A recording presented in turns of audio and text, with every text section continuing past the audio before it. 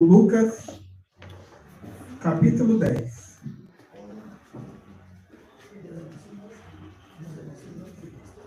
Evangelho de Jesus, segundo escreveu nosso irmão Lucas, capítulo 10. Graças a Deus.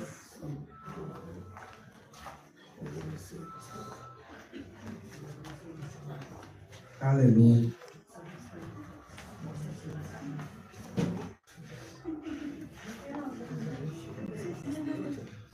Amém?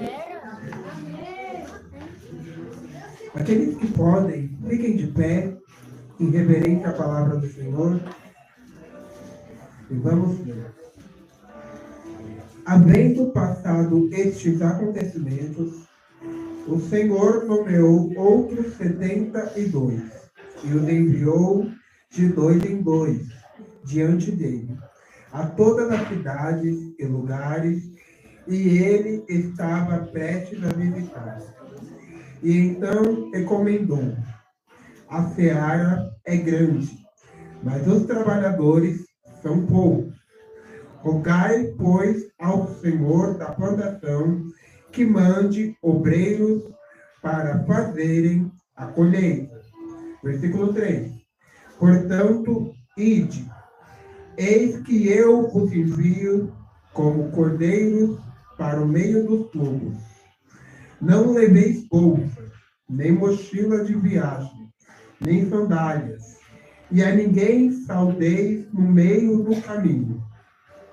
Assim que entrardes numa casa, dizei em primeiro lugar: paz seja para esta casa. Se morar ali um filho da paz, a vossa bênção de paz repousará sobre ele.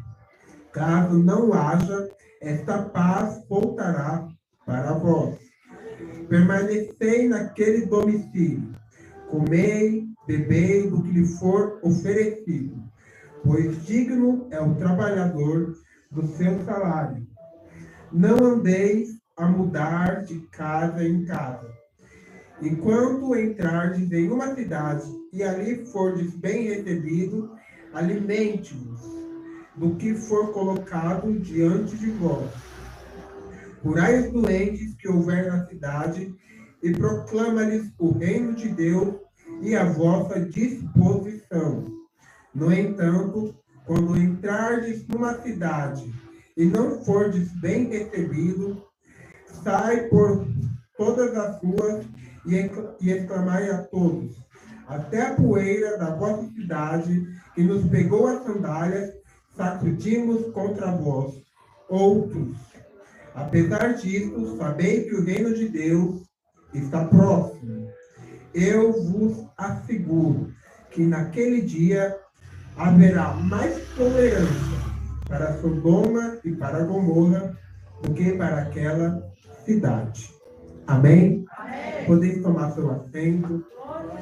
Espírito Santo de Deus, conforme a tua palavra nos diz e nos ensina, eu peço que o Senhor venha abrir aos nossos olhos, ouvidos, coração e mente, para que a tua palavra venha entrar, penetrar e encontrar morada em nós.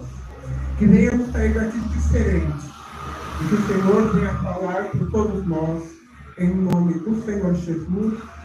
Amém. Graças a Deus. Meus irmãos, eu não pretendo demorar, pretendo ser bem breve.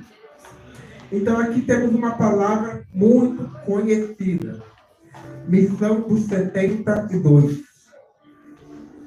A palavra nos ensina que Jesus ia de cidade em cidade, de rua em rua, ensinando e levando a palavra do céu, levando a palavra de arrependimento, levando a palavra de transformação de vida, levando a palavra que traria sobre aquelas pessoas uma mudança. E a palavra nos fala que o povo da época via Jesus como um profeta, como um mestre, como um doutor, um homem entendido. E onde Jesus ia, uma multidão o seguia, a multidão o oprimia. A gente vê na palavra que quando Jesus ia até a casa de Jairo curar a sua filha, uma multidão oprimia Jesus no caminho, de maneira que quando Jesus chegou, a menina já estava morta. Então Jesus tinha consigo sempre uma multidão lhe seguindo. Isso se chama sinal. Olha para o irmão que está do seu lado e fala, sinal. Olha para o irmão que está do seu lado e fala com fé, sinal. A palavra nos diz que os sinais acompanham os que creem. E agora a palavra nos mostra, Jesus levou a palavra, foi de cidade em cidade, de rua em rua, de templo em templo, a ponto de que os seus seguidores se multiplicavam. A ponto de que ele não tinha mais só 2, não tinha mais só 3 do seu lado. Onde ele ia, fora os 12, que já não eram mais discípulos e sim apóstolos, enviados, tinha uma grande multidão. E nessa multidão tinha vários tipos de pessoas. Tinha aqueles que estavam lá por interesse, estavam atrás de milagre, estavam atrás de bênção. Tinha aqueles que estavam para saber quem é Jesus.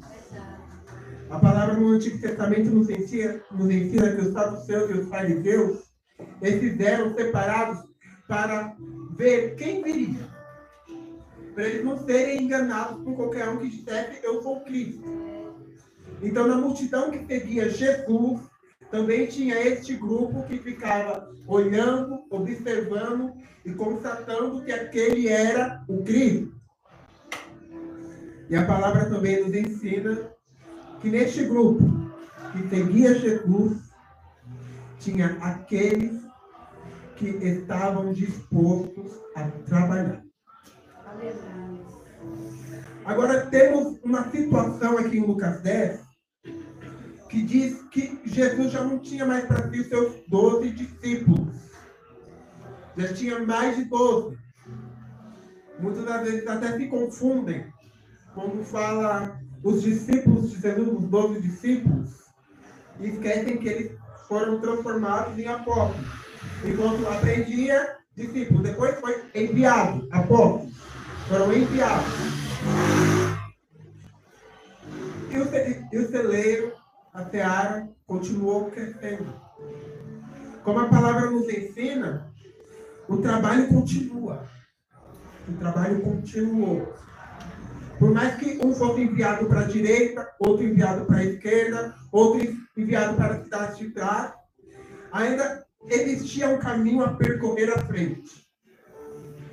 De maneira que já não tinha mais 12, mas a palavra, como nos diz, tinha mais de 70. 70 que estavam dispostos.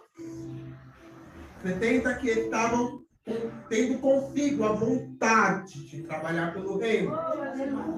70 que tinham sobre si a disposição de renunciar os seus afazeres, as suas vontades e trabalhar em prol do reino dos céus. Então Jesus os envia. Pega esse grupo e envia. Para quê? Para bater papo? Não. Envia para conversar? Não. Envia com um propósito: proclamar o reino dos céus. E a palavra nos ensina que antes deles serem enviados, Jesus pega, Jesus senta todo mundo e fala: ó, vocês mandam, mas não vai de qualquer jeito, não vai de qualquer maneira. Como a gente vai fazer? Vocês vão de 2 em 2. Vocês vão à próxima cidade, porque eu também vou para lá. Mas antes de eu ir, vai você, prepara o caminho. Lá você fala que o reino de Deus é próximo, que o reino dos céus é chegado, que o único caminho é o arrependimento, a mudança de vida. E se eles receberem essa palavra, receberem a paz será sobre eles. Lá vocês vão chegar e vão falar: existe um Deus. Este Deus se dividiu em 3. E parte dessa trindade está aqui. E ele veio para mudar a sua vida. Lá você vai falar: existe o Filho de Deus que nasceu, que se faz vivo de que está chegando. E você vai pregar o arrependimento. Você vai pregar a mudança de vida. E se sua palavra for aceita, se eles entenderem que o propósito é maior que você, se eles entenderem que você leva para eles paz, não guerra, a paz repousará sobre eles. Por que Jesus fala isso? Porque Jerusalém, na qual estava sendo comandada pela Roma, esperava um Messias que fosse reinar contra Roma. Esperava um Messias que fosse tirar a coroa dos reis e colocar a coroa sobre si. Alguém que fosse pegar uma espada e lutar contra os outros exércitos. Alguém que nascesse cheio de título, cheio de poder. Alguém que os homens reconhecessem. Mas Jesus não foi assim. Jesus, ele não seguiu esse protocolo que os homens criaram para si. Jesus nasceu, Jesus cresceu, e em nenhum momento ele tomou para si título algum. Em nenhum momento Jesus falou, eu vou mandar em tudo agora. Em nenhum momento Jesus falou, agora quem vai tomar a rédea da situação sou eu. Mas Jesus, ele estava todo momento querendo transformar alguém, querendo mudar a vida de alguém. A palavra nos ensina que quando Jesus completou seus 12 anos e seus pais o perderam, quando o encontraram, onde Jesus estava? Estava no templo conversando com os doutores da lei, mas querendo mudar o doutor, querendo transformar o pensamento dele, mudar o ensinamento que ele teve de toda a vida. Não. Jesus estava abrindo a visão dele. A lei fala isso, mas Deus fala assim. A palavra não é somente de guerra, mas o nosso Deus é um Deus de paz. Jesus sempre teve sobre si uma segunda abordagem. Uma abordagem que não levasse à violência. Uma abordagem que não levasse a catástrofe, a briga. Muitas das vezes a gente tem que ter sobre nós uma segunda abordagem. Por que, irmão Kleber? Porque na sua casa não vai ter todo mundo que é crente. Na sua casa não vai ter todo mundo que é cristão, evangélico. Na sua família talvez tenha um católico. Talvez tenha 2. Talvez tenha 10. Talvez todo mundo seja católico, por exemplo. Você é o único cristão evangélico. No seu caminho, na sua caminhada, talvez na sua casa, você seja o único que teme ao nome do Senhor, o restante é todo ateu, que desconhece e denuncia este nome. Talvez na sua caminhada, na sua escola, no seu trabalho, faculdade, tenha aquele grupo seleto, separado, que está contra Jesus e não nega. Aquele grupo que talvez esteja contra Jesus e articulando sobre ti ideias para derrubar você que fala dele. Então Jesus sempre teve contigo uma outra abordagem. Sempre mudou. Seu jeito de pensar é, mas você já tentou pensar o B? Já tentou seguir o C? Já tentou olhar por outro ângulo, limpar o óculos? Você já tentou fazer diferente? E agora a palavra nos fala. Jesus está treinando esses 70, está dando sobre eles uma nova abordagem e uma missão. Por quê? Porque Jesus sabia que não era todo o povo que iria aceitar. Não era qualquer um que ia escutar que Jesus é o Filho de Deus e ia aceitar numa boa. Por quê? Segundo a tradição da época, tais palavras eram dignas de apedrejamento, de morte, de sangue. Então Jesus prepara. A missão é essa. Você vai ter coragem?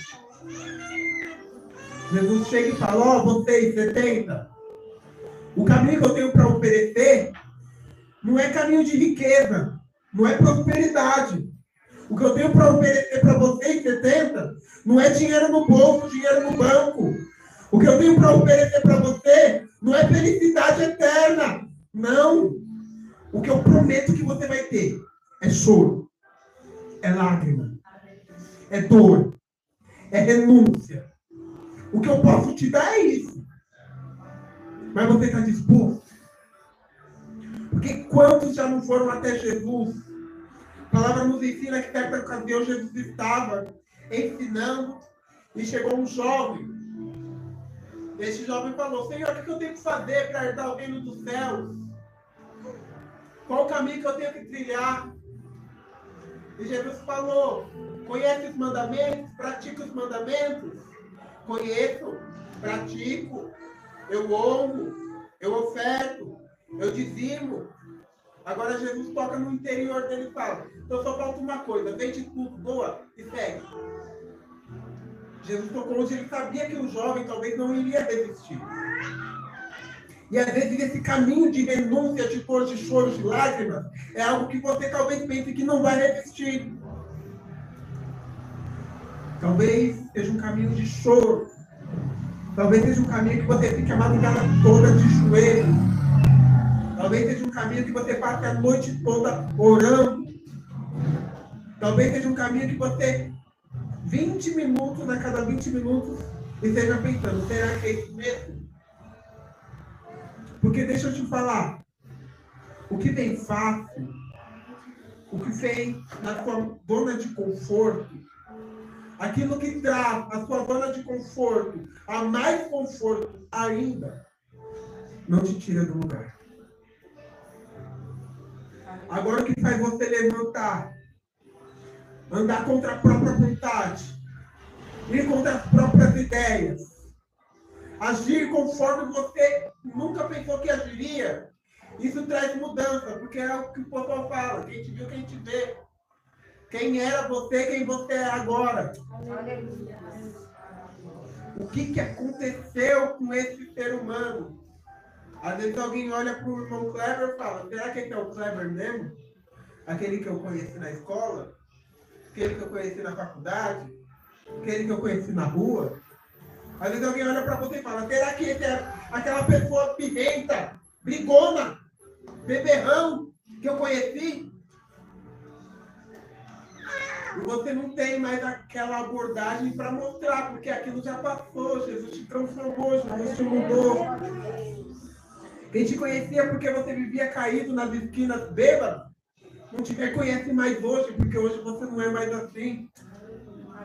Quem te conhecia por ser um mentiroso, não te reconhece mais hoje, porque hoje você não mente mais. Quem te conhecia por ser uma pessoa caloteira que não pagava ninguém, não te reconhece mais, porque hoje você paga todo mundo. Quem te conhecia pelos seus velhos hábitos, não te reconhece, não te conhece mais. A palavra nos ensina que Jesus é o único capaz de transformar verdadeiramente alguém. Então, às vezes, a palavra de Jesus, a palavra de Deus, ela vem para te confrontar. Quer que eu te prove uma palavra? Certa ocasião, Jesus estava pregando. Mateus 25. E a palavra foi muito dura. Foi muito dura. A qual as pessoas que ouviam a Jesus pregar iam embora. E Jesus continuava pregando. E as pessoas indo embora. Então, depois de todo esse sermão, Jesus virou para trás. E vocês? E você, igreja? E você que me segue? E você que usa do meu nome? Não quer ir embora também, não? Jesus, abre aspas, ofereceu uma saída para aqueles que estavam com ele. Mas o que eu acho lindo, os seus discípulos na época olharam para Jesus e falaram: mestre, não é para onde, como alguns campos, mas quem iremos nós? Se só tu tem palavra de vida. Para onde você vai? Para onde eu vou? Se só Jesus é o caminho. Se só Jesus é a verdade. Se só Ele traz a vida. Para onde você vai? Para onde eu vou? E agora a palavra nos ensina. Você terá sobre si um caminho que talvez te recompensará com paz. Mas eu quero que você vá ciente que talvez você seja apedrejado pelo meu nome. Eu estou mandando você para um lugar que talvez as pessoas te recebam, te acolhem, te coloquem dentro da casa dela e dê sobre si a melhor comida e a melhor bebida. Mas dependendo do lugar que você for, as pessoas se afastarão de você. As pessoas não lhe darão de comer. Não lhe darão de beber. As pessoas não aceitarão a sua paz. As pessoas não aceitarão as suas palavras. E você tem que ser maduro o suficiente para entender que isso não é sobre você. Porque às vezes o Espírito Santo nos induz a falar do seu nome, do seu amor, da sua bondade, para alguém que está conosco todos os dias. Você chegar para o seu colega de trabalho e falar, Jesus te ama. Por mais que seja uma pessoa que você seja próximo, existem as duas vertentes. Ela pode falar, amém, amém, eu acredito, eu creio. Mas ela também pode olhar para você e falar, sai dessa, Jesus não tem nada não. Jesus não está com nada não. Isso aí era no tempo do meu pai, no tempo do meu avô, gente, já não tem isso não. E você tem que ser maduro, porque às vezes o que você leva é paz, o que você recebe é ódio. Você vai sair para levar o nome de Deus, mas vão afrontar, vão cuspir na sua cara e vão colocar a sua estima como pessoa lá embaixo. E você tem que entender que as pessoas não estão rejeitando você. Quando você fala do amor de Jesus, a pessoa não está. E a pessoa rejeita, ela não está rejeitando você, irmão. Ela não está rejeitando você, irmã Tati. E às vezes a gente fica sentindo. Nossa, eu achei que aquela pessoa ia ouvir o que eu tenho para falar. Eu não estou querendo mal de ninguém. Só queria falar desse Jesus que mudou a minha vida. Só queria apresentar para ele uma nova perspectiva. E às vezes você não vai receber isso. Foi o que Jesus estava ensinando aqui. Você tem um caminho pela frente que é maravilhoso. Eu tenho um caminho pela frente que é maravilhoso.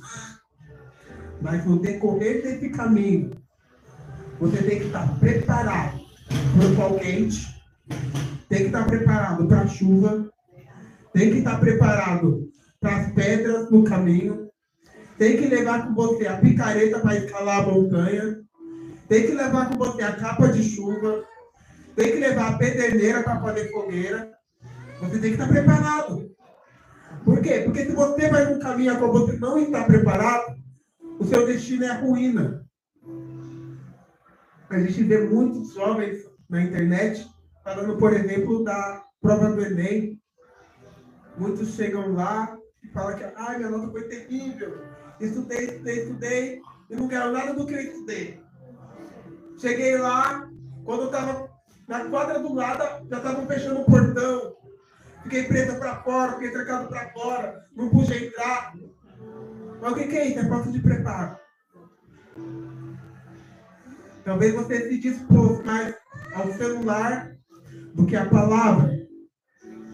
Talvez você achou melhor perder uma noite de sono jogando do que lendo. Talvez você ache melhor, no frio, passar 20 minutos, 30, 40, 50, 1 hora, 2, naquela aba infinita do Instagram, que quanto mais você vai, mais tem, do que 10 minutos de joelho. É um caminho que existe duas vertentes. Mas você tem que estar preparado para receber a paz. E para ter a paz devolvida para si. Porque não é todo mundo que vai aceitar a tua palavra.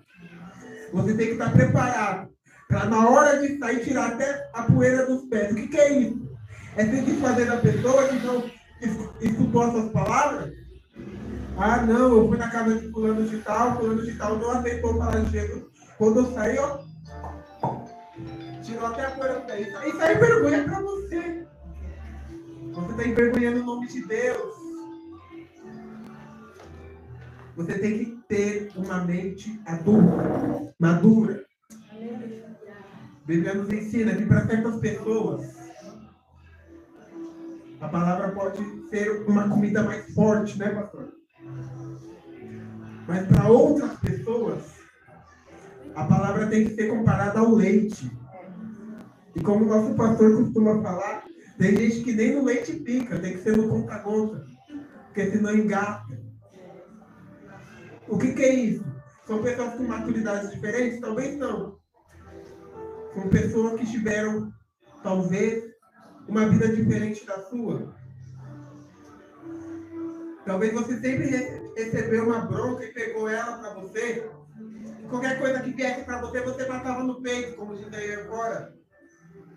Mas tem outro que se você falar mais alto, ele já se dói. Já começa a chorar. O que é isso? É a comida forte, é o leite. No nosso meio, na igreja, na casa do Senhor, é a mesma coisa. Deus, se você falar para ele isso, ele vai aceitar de boa. Tem outros que se você falar, ó, ele vai ficar moído, vai querer desviar. Temos que estar preparados para as duas vertentes do caminho. Quem entendeu essa palavra, diga amém. Amém. E eu não vou falar mais do que isso, porque até aqui o Espírito Santo me comoveu. Até aqui o Espírito Santo me instruiu. Então eu agradeço ricamente a minha oportunidade. Irmã Tati, líder de missões, que confiou a mim essa palavra. E a direção da igreja, o pastor Everaldo e o irmão Ocona. Então, agradeço aqui a minha oportunidade e as palmas louvo ao Senhor. Meu Deus, louvado e agradecido Senhor. Deus é maravilhoso, é uma palavra maravilhosa, alimento espiritual para nossas vidas. E quem tomou posse dessa palavra nessa noite, entendeu o recado do Senhor, amém?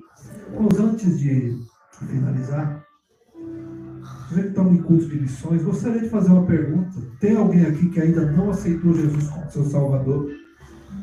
E gostaria de aceitar a Jesus ou reconciliar com o Senhor nessa noite? Tem alguém? Nós queremos orar por você aqui nessa noite. Tem alguém aqui?